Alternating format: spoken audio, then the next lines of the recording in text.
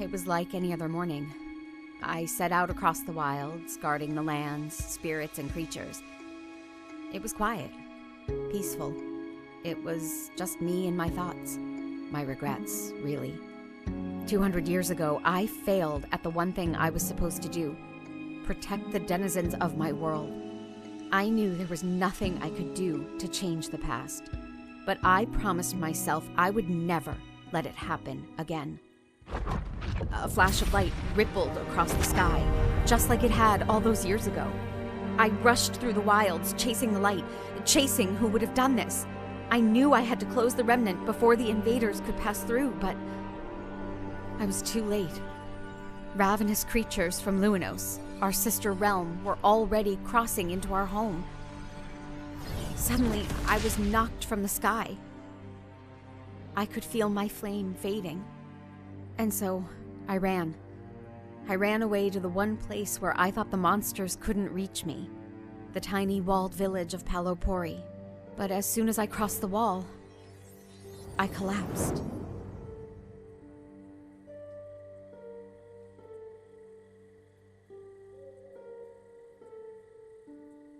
This is Beastro. Honestly, I think it's my new favorite game, and it could be yours too. It's a new release by Timberline Studio. It's a cooking-centered roguelike RPG. The game has a simplistic farming system where you can grow certain base ingredients, some very well made and very fun cooking minigames, as well as the most adorable method of combat.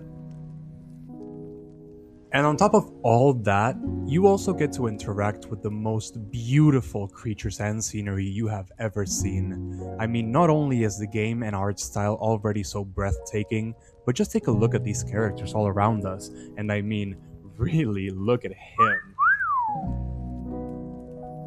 In this game, we play as Panko, our cute little fox chef, who comes to learn that with the help of the flavor spirit Flambe, he can enhance the magic of Caretakers, specifically this big adorable mug. And oh my god, the amount of playability that this game has fascinates me.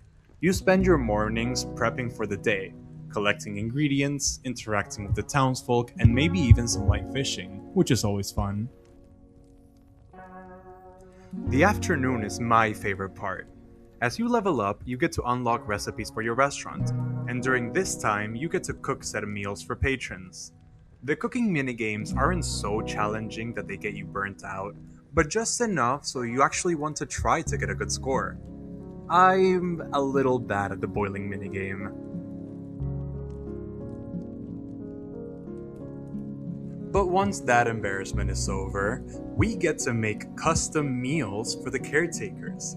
And it's not just the freedom of cooking whatever I want that gets me. No, these curated meals also empower the caretaker you feed. This being a card combat game, the ingredients you use will determine how many cards your caretaker has in their deck. And on top of that, almost every ingredient in this game has a special ability tied to their respective card.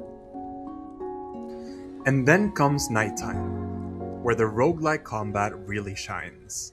We meet our caretaker in the tea house and get a retelling of their adventure through a puppet show, possibly the most adorable way to go out and kill little monsters. The combat system isn't as straightforward as it seems, but the tutorial does a very good job of making sure everything makes sense. But in short, you fight monsters by matching or balancing the flavor card they attack you with.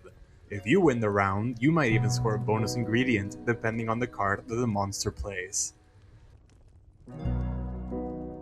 That's roughly what the gameplay loop has to offer, and I couldn't ask for anything more.